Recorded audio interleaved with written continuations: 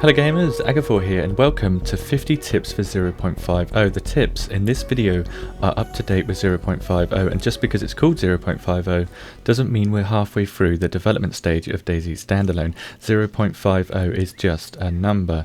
Anyway, tips time, let's get to stepping.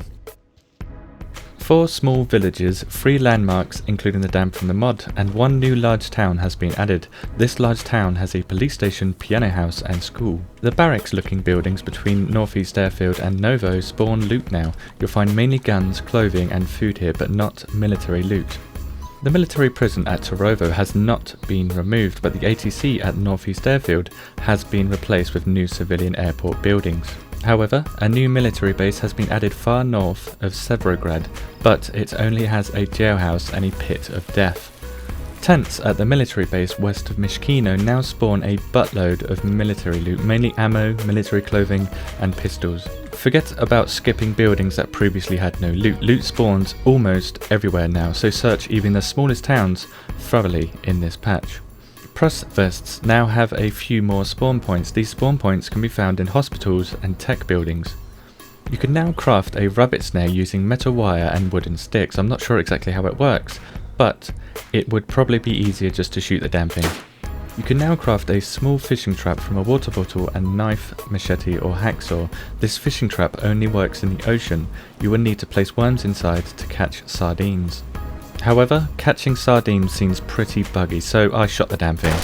Then waited over 20 minutes for them to not cook, so I shot the damn thing. Horticulture has been added. Use a shovel or farming hoe on a greenhouse, plant tomato seeds, watch them grow, and harvest 13 tomatoes from each plant.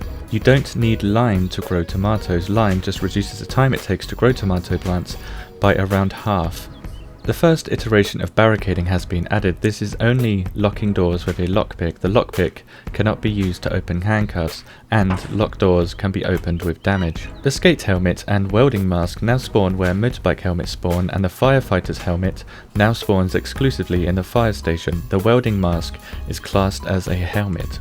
None of these new helmets protect you from being knocked out in 2 punches, making the hard hat and motorbike helmet a better choice for shock prevention. The rangefinder now works in DayZ and requires 1 battery to operate, so hold on to your fresh spawned batteries. Dry bags in many colour variants, including black, have now been added, along with the tortilla backpack from the mod, which only spawns where the hunting backpack spawns. Items inside backpacks now become wet when you go inside water. Items inside do not become wet if you have a dry bag or tortilla backpack. The repeater and MP133 shotgun has been added and spawns where residential rifles spawn. The repeater takes 357 rounds, whereas a new shotgun takes the same shells as the double barrel shotgun. The AK-74 and AKS-74U has been added. These guns take the newly released 545 rounds and spawn in the long barracks and MI8 helicopter crash sites, along with their magazines, which are now brown. The AK-74 is a primary weapon which also has a chance at spawning at police locations. The AKS-74U fits in your backpack but doesn't allow the attachment of the PSO-1 scope. The best primary attachments to have on your AK to increase accuracy is any wooden buttstock and the plastic handguard. The first pocket pistol, called the Derringer, has been added. It takes 2 45 rounds and fits in a 2x1 slot in your inventory. The leather sewing kit has been added and can be used to repair leather jackets, raincoats, backpacks, shoes and several other items to the worn quality level. Sewing kits and the new leather sewing kit can be used to bandage yourself to stop you from bleeding. Duct tape can be used to craft splints now and repair shoes, helmets, protector cases, leather jackets, raincoats and much more, making duct tape a very useful item now. You can repair almost every item with duct tape up to the damaged quality level, but every time you use it, the percentage of duct tape left decreases depending on what you're fixing. Brass knuckles are finally in and come in a shiny or rough looking texture. Beware of these, they one-hit KO players without adequate head protection, but aren't great against zombies. A new rare zombie variant has been added and IMO looks fantastic. Other than that, it doesn't appear to be any different from civilian zombies. Most items in DayZ now spawn as pristine, possibly a bug, but it means an extra shot may be required to kill another player, and we will get warmer quicker in this patch. The heat pack from the mod has been added. Upon activating, the heat pack will slowly turn red and warm you up until it becomes ruined. However, in this patch you will probably find yourself getting hot on a regular basis, so to cool down, take off your jacket or go for a swim for a few minutes. Don't get carried away with going for a swim, as your character can now drown while your character's head is underwater. It takes a while to drown, but when you start to drown, you will die in mere seconds. Water and energy consumption has been increased a noticeable amount. Spawned food also looks to be harder to find, but dying of dehydration is a moderate threat to survivors now. Campfires now warm you up inside buildings, but cannot be placed next to any world object because it's not safety. You no longer need firewood to make a campfire. One wooden stick works too, which means you no longer need an axe to make a campfire, but you still need matches.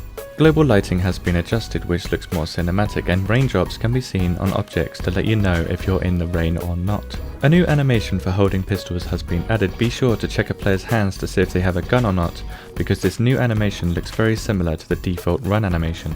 Animations for lighting flares, breaking cam lights, wringing out clothes, unpinning grenades, and a new derpy run animation has been added. Throwing seems a bit buggy in this patch, so I'd recommend not throwing anything at all, especially grenades like I did.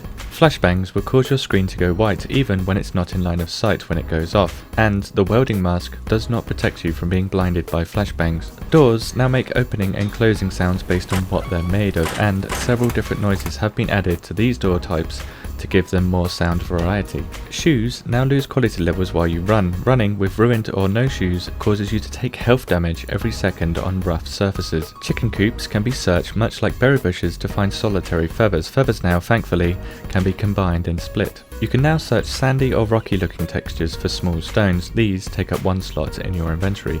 The pickaxe, farming hoe, new sledgehammer and many other weapons can now be used to open cans of food.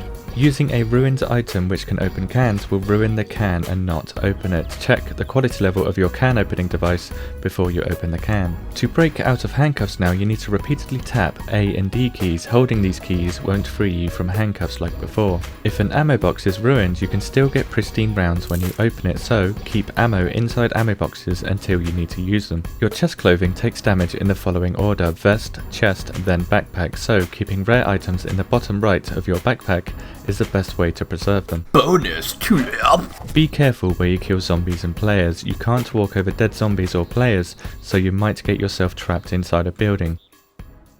0.50 looks to be the biggest content patch we've seen so far. Loads of new weapons to play with, unique new locations to explore, much needed updates in mechanics, and the first introductions to horticulture and barricading in DayZ standalone. However, persistence issues, script kiddies and server desync still plague DayZ, which I hope have priority in patches to come. Thank you for watching. Here are some videos if you want to learn more, and I will see you in the next video.